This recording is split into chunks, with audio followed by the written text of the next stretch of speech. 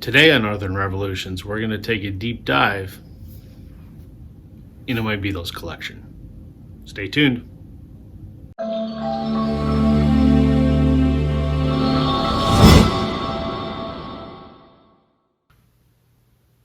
Hey everybody, welcome back to Northern Revolutions. I'm Rob. This is part 2 of my deep dive into my Beatles collection.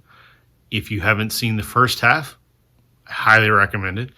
Go back to my channel and check out the first half where I talk about my UK first pressings and the first part of my Canadian Beatles discography. So without further ado, here's a continuation of the deep dive into my Beatles record collection. The next album that was issued in Canada, Sgt. Pepper's Lonely Hearts Club Band. Stereo, mono, first pressings. Like the US, it has the cutout sheet inside and has the decorative inner sleeve, which both of these do. Sgt. Pepper, identical to the UK release. I also have this one, which is a 70s pressing, and it's on marble vinyl.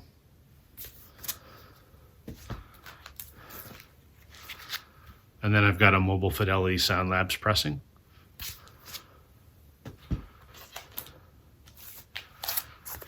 Next was Magical Mystery Tour. You may or may not know that in the UK, this was issued as an EP. It wasn't a full-length album. This was something that Capitol cooked up, which was the EP plus some singles. I've got a mono pressing and a stereo pressing.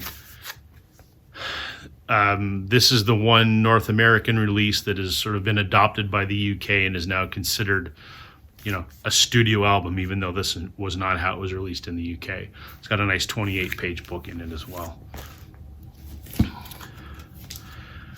Then Capitol Canada issued the last of the first 3 US albums, which was called The Early Beatles, which is basically Please Please Me. This is a stereo copy. I'm looking to find a mono copy.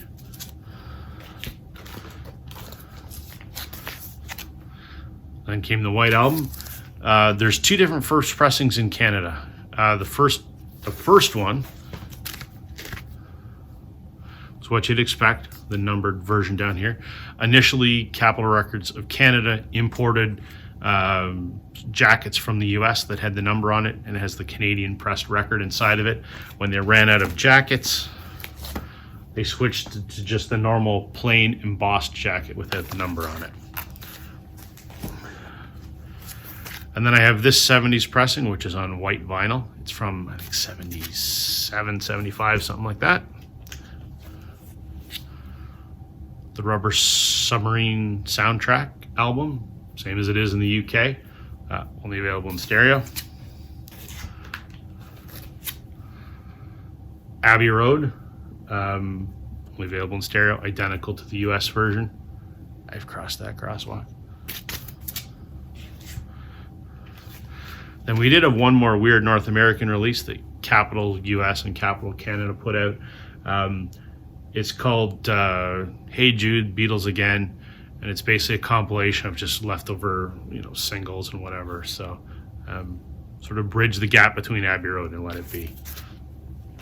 On the subject of Let It Be, in Canada, like the UK, we had an original first pressing done in a box set, which included a book, and there's a liner tray that the book sits in and whatever. I don't believe these were done in the US. I think UK, Canada, I think they were done in South Africa as well. I'm not sure where else, but these are kind of hard to find. They're, a few $100s if you can find one. So I'm lucky to have that. And then just a normal Canadian first pressing. I also have a US first pressing because their jacket was a little different. It's a gatefold jacket, and it's on a red Apple label as opposed to the standard green one. That's it for the studio discography, but we had some more later official releases. So in the mid-70s was the Beatles at the Hollywood Bowl. This was produced by George Martin. He did the best he could with the technology that was available. It's a pretty crappy live recording. It's based on 2 Hollywood shows from 64 and 65, I believe. As you can expect from most Beatles shows, there's a lot of screaming. So this would be remastered, and I'll show you that shortly.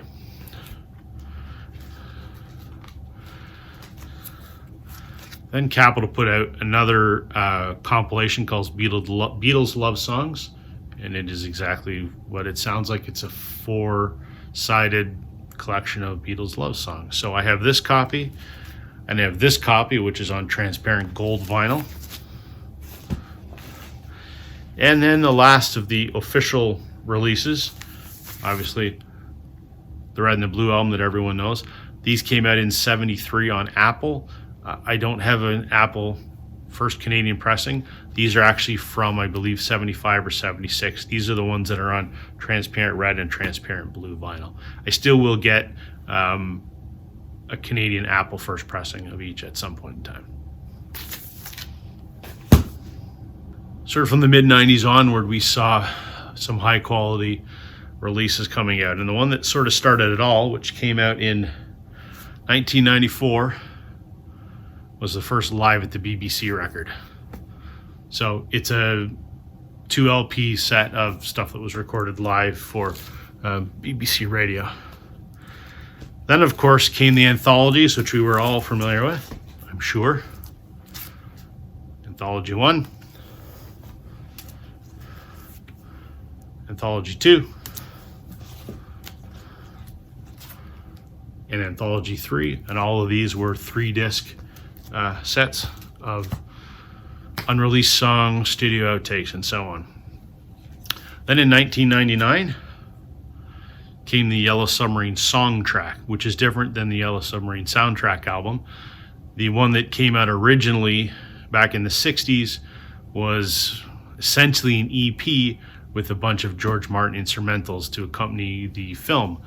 What this was an album of all of the songs that actually appeared in the movie, and this was to coincide with the re-release on VHS and DVD of the movie. So this copy here is on yellow vinyl. Then in 2000, we saw what I guess you'd consider the first true Beatles greatest hits. Although, can you call it a greatest hit if it doesn't include Please Please Me? The concept behind Beatles 1 was the 27 songs that went to number 1 in either the UK or the US. And Please Please Me didn't reach to number 1 on all of on the one recognized UK chart, but it did on the other one, so it wasn't considered a number 1, so it wasn't included in this, but everything else was. This was remastered in 2014 with all new stereo mixes. I need to get a copy of that. This is just the original from 2000. But Beatles 1, if someone just wants the greatest hits, this is the one you go with. In 2003, we got one of my favorite releases, Let It Be Naked. And essentially this was a Paul Vanity project, but basically he went back to the Let It Be master tapes and Phil Spectorized it, if you will, and included Don't Let Me Down, which wasn't on the original Let It Be record. I love this. I think it's fantastic. If you can find this on vinyl, grab it because it's incredibly rare. 2007, we got the Beatles Love, which is the Cirque du Soleil show. These are mashups of Beatles songs. Is it interesting? Yeah. Do I listen to it? No. But I have it because it's a Beatle record and I have every Beatle record. So, yeah. Love. In 2013, Live at the BBC was remastered and re-released. Slightly different cover. I like the sepia tone color on the first one, better. And they also took it from 2 discs to 3, I guess for improved sound quality. But this is the re-released Live at the BBC, which coincided with the release of On Air Live at the BBC Volume 2. Volume 1 is much better than Volume 2. but if you're a hardcore Beatles nerd, it's worth having both of these. And these are this one is 4 sides, and then there's 2 sides of interviews. So there's actually more material on Volume 1. And more unreleased songs on Volume 1. Volume 2 is just different live takes of songs that we've already had released.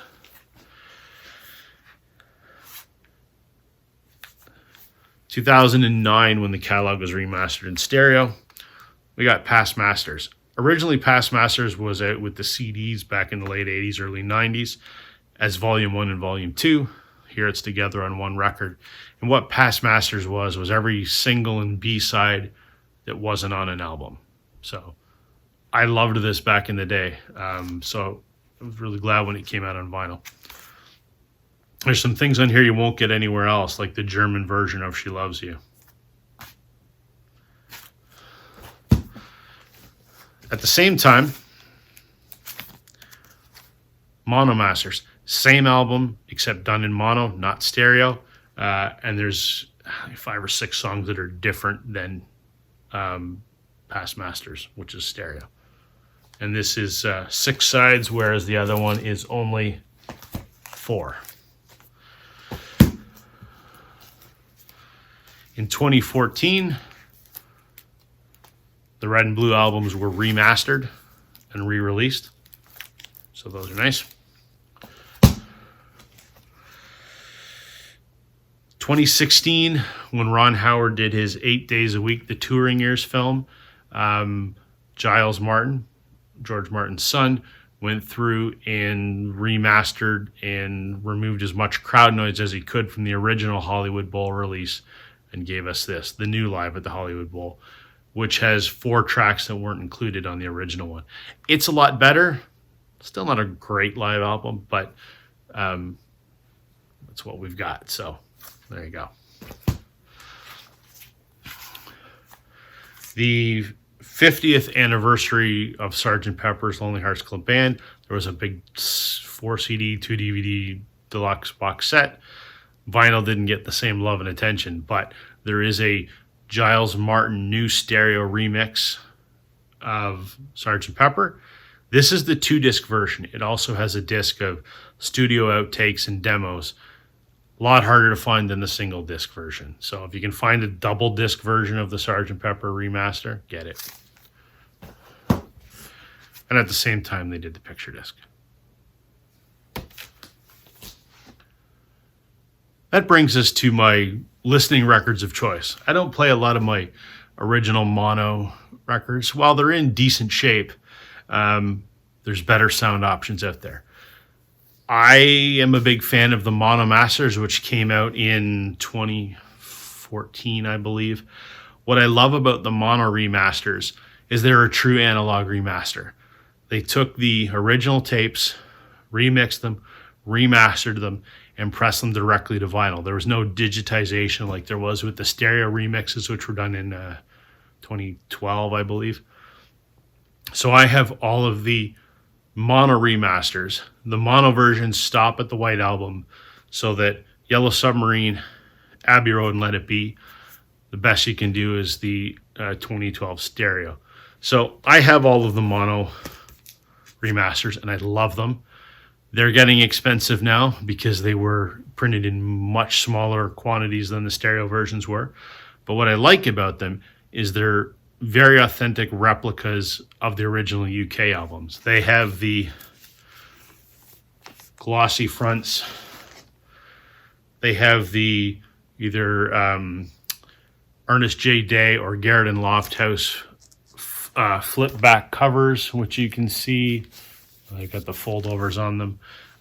All of the labels are exactly the same as the labels were on the first pressing. So this Please Please Me has the black and gold that is impossible to find on a true original. So I have all of these. Please Please Me with the Beatles, Hard Day's Night, Beatles for Sale, Help, Rubber Soul, Revolver, Sgt. Pepper, Magical Mystery Tour, White Album, and these are numbered just like the originals. Then the rest are in stereo. Yellow Submarine, Abbey Road, and Let It Be. I hope that they decide to do a stereo remaster that is a true analog stereo remaster like they did with the mono. Here's hoping. The last thing I have to show you is my box sets. First one I've got here is the remaster of the White Album. This was the 50th anniversary edition. This is actually the CD version. It's basically, I know it's a 150-page hardcover book, and it's got 6 discs in it, which was way more than came out on vinyl, which is why I bought this. So it has the new Giles Martin stereo remix. It has the Escher demos, which is basically, it's the Beatles recording demos of everything that would come on the White Album, and some Abbey Road stuff that was done at George's house, I believe, prior to going into the studio. And then it's got a bunch of sessions discs. What I like about this is number 283. Incredibly low number considering there were tens of thousands of those made. This is the actual vinyl box set. You can see there's the Giles Martin version of the album, authentic, reproduction of the original album, but it's Giles Martin stereo remix, and then the Escher demos at the bottom on the other disc.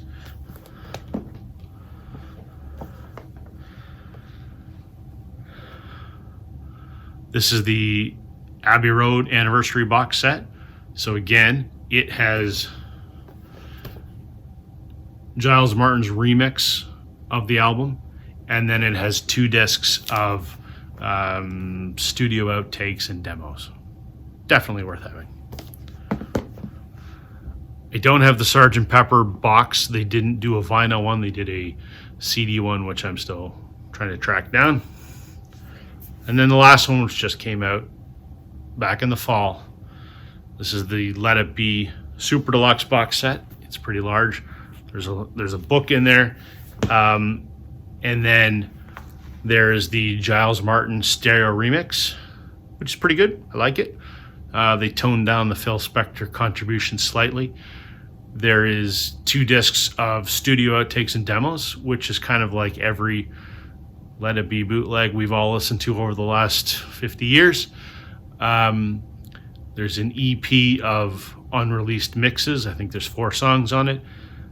The juicy tidbit in here is the Glenn Johns original mix of the Get Back album, which the Beatles rejected, and ultimately the project was handed over to Phil Spector, and it became what we all know as Let It Be.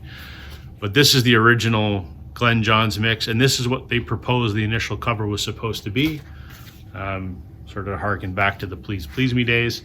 Wonderful to hear this. I understand why the Beatles rejected it. It's pretty rough. Not Glenn Johns' fault. Just wasn't great. But as a Beatles completist, it's wonderful to finally have this. I wish that in the Let It Be box set they included the Let It Be Naked mix. And I really wish that they had included the Beatles rooftop concert, which featured in the Peter Jackson documentary. You can now stream it on a bunch of streaming platforms. There is a Giles Martin mix of the uninterrupted complete concert. We all have it on bootlegs. I gotta think if they've gone through all that work, we're probably gonna see it on vinyl later this year. So that's my Beatles collection. I hope you found it interesting. I hope I showed you sort of how the Canadian catalog differed from the UK and even from the US. If you've got any questions, leave them in the comments and I'll answer. Thank you for spending some time with me. I hope you're enjoying my YouTube channel, Northern Revolutions. Do me a favor, give me a like, maybe a subscribe, and we'll see you on the flip side. Have a great day, everybody.